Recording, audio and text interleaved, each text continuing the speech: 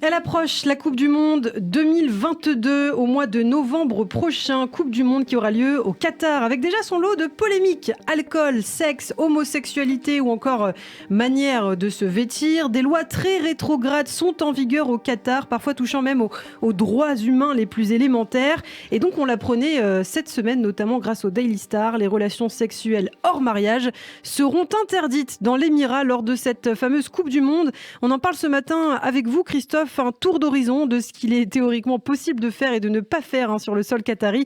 Et également, puisque ça nous intéresse, parler de la place d'Israël dans cet événement sportif international. Effectivement, interdire les relations sexuelles hors mariage sera donc interdit lors de cette compétition mondiale du 21 novembre au 18 décembre. Rappelons que toute infraction de cette loi sera même passible de 7 ans de prison.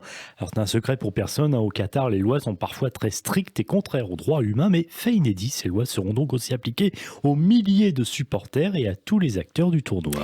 Alors au sujet des relations sexuelles hors mariage, les responsables ont prévenu qu'il n'y aurait aucune exception. Il n'y aura certainement pas d'aventure d'un soir lors de ce tournoi. Il n'y aura pas de fête du tout. Vraiment, tout le monde doit garder la tête froide, sauf s'il veut risquer de se retrouver en prison. Pour la première fois donc dans l'histoire de la Coupe du Monde, le sexe est interdit. Les supporters doivent être préparés. Donc c'est très clairement ce qu'a indiqué une source policière un peu rabat-joie. Et on parle des relations sexuelles, mais il y a aussi les démonstrations d'affection en public, par exemple se tenir la main, s'enlacer ou s'embrasser. Tout cela sera aussi proscrit, ce qui sans surprise a provoqué l'indignation sur les réseaux sociaux et dans les médias, notamment de l'organisation Amnesty International, le groupe qui par ailleurs s'était déjà ému d'ailleurs il y a quelques semaines de l'interdiction des relations sexuelles entre deux personnes du même sexe. Faut-il rappeler que le Qatar est bien évidemment intraitable sur la question de l'homosexualité. Absolument, comme le rappelle Amnesty, le code pénal qatari établit que la sodomie ou les relations sexuelles entre hommes sont des infractions passibles de peine pouvant aller jusqu'à 7 ans d'emprisonnement. Donc idem pour les relations hors mariage. L'article 296 du code pénal qatari précise, je cite, qu'il s'agit de conduire ou inciter un homme de quelque façon, y compris par la séduction, à commettre un acte de sodomie ou de débauche et ou provoquer ou séduire un homme ou une femme de quelque façon dans le but de commettre des actes immoraux ou illégaux.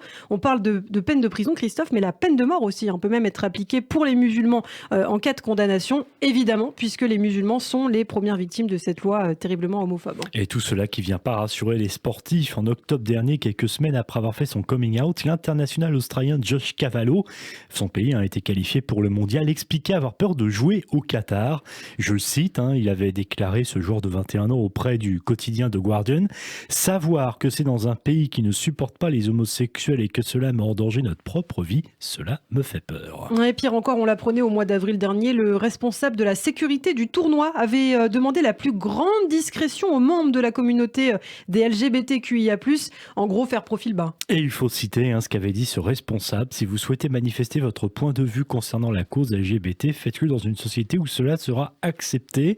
Si vous achetez un billet, c'est pour assister à un match de football, pas pour manifester, alors ne venez pas insulter toute une société. Être homosexuel, donc une insulte envers la société, selon les autorités du Qatar. On comprend qu'il y a donc vraiment encore beaucoup de chemin à parcourir, malheureusement. Alors, on a évoqué les relations sexuelles proscrites lors de cette Coupe du Monde du Qatar. Le sujet de l'alcool également porte à controverse, même si là, l'Émirat se montre un petit peu plus indulgent. Une certaine tolérance va être appliquée. En effet, alors que boire ou être en état d'ébriété en public sont des infractions punies par la loi et que les permis d'acheter de l'alcool sont essentiellement réservés aux résidents, les touristes devront se rabattre sur les fan zones ainsi que quelques bars et restaurants, principalement dans de grands hôtels, tout en ayant en tête bien sûr que la loi sanctionne le fait d'être ivre sur la place publique au risque là encore de finir derrière les barreaux. Autre sujet de contentieux, c'est bien sûr le droit des femmes, ou plutôt les droits des femmes, sujet d'inquiétude dans cet émirat du Golfe profondément conservateur. Il faut rappeler qu'au Qatar, le sexe faible, comme on avait l'habitude de le surnommer il y a encore un siècle, est toujours la cible de discrimination dans la législation comme dans la pratique, et là encore, Amnesty International précisant. Au Qatar, les femmes ont toujours besoin de l'autorisation de leur tuteur, que ce soit leur père, leur frère, leur grand-père, leur mari, pour prendre des décisions de vie essentielles, comme se marier, étudier à l'étranger grâce à des bourses du gouvernement, occuper de nombreux emplois de la fonction publique ou même encore voyager à l'étranger jusqu'à un certain âge. Mais ajoutons qu'au Qatar, toutefois, contrairement à d'autres pays musulmans, les femmes ont le droit de conduire et ne sont pas contraintes de porter le voile. Sauf qu'en matière de vêtements, elles ont, comme les les hommes l'obligation de s'habiller modestement, c'est-à-dire comme chez les orthodoxes, de garder les épaules et les genoux couverts, de ne pas arborer de décolleté profond ni de vêtements moulants ou suggestifs, habits considérés comme inappropriés. On parle donc de la Coupe du Monde du Qatar, un mot d'Israël à présent. L'État hébreu qui a annoncé il y a quelques jours que ses citoyens seraient autorisés à se rendre dans le pays, ce qui a été confirmé d'ailleurs par la FIFA.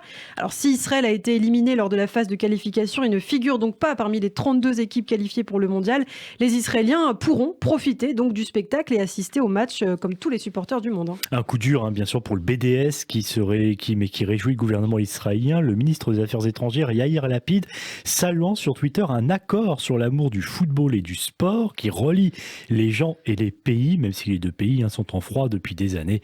En effet, le Qatar reste un soutien fort du groupe terroriste du Hamas. D'ailleurs, en 2012, l'émir du Qatar avait été le premier chef d'État arabe à effectuer une visite dans la bande de Gaza. Effectivement, malgré des relations économiques nouées dans la fin des années 90 entre les deux pays, il y avait des bureaux existants entre les deux pays, et bien ces relations avaient été brisées en 2009 après la première guerre entre le Hamas et l'armée israélienne. En tout cas, le gouvernement israélien aujourd'hui est ravi, mais une information, bien sûr Christophe, il n'y aura pas de vol direct, il n'y a aucune normalisation prévue pour l'instant entre Israël et le Qatar, et les voyageurs devront donc faire escale probablement aux Émirats Arabes Unis ou à Bahreïn, deux États, on le sait en revanche, avec qui Jérusalem a normalisé ses liens. Quant aux fans de football européens et américains en route pour le Qatar, donc à la fin de l'année, ils pourront eux survoler Israël, Chypre et la Jordanie à l'aller comme au retour.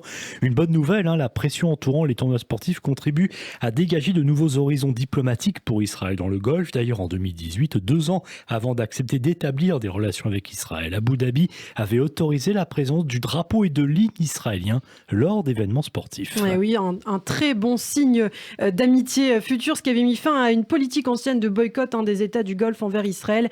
Par ailleurs, Israël qui se félicitait d'une grande victoire il y a quelques mois, puisque rappelons que le comité olympique a justement enfin mis fin au boycott de l'État juif dans le monde du sport. Plus d'exclusion possible. À ce jour, les pays qui boycottent Israël ne peuvent plus organiser de compétition. Et on aura bien sûr l'occasion d'en reparler sur Radio J.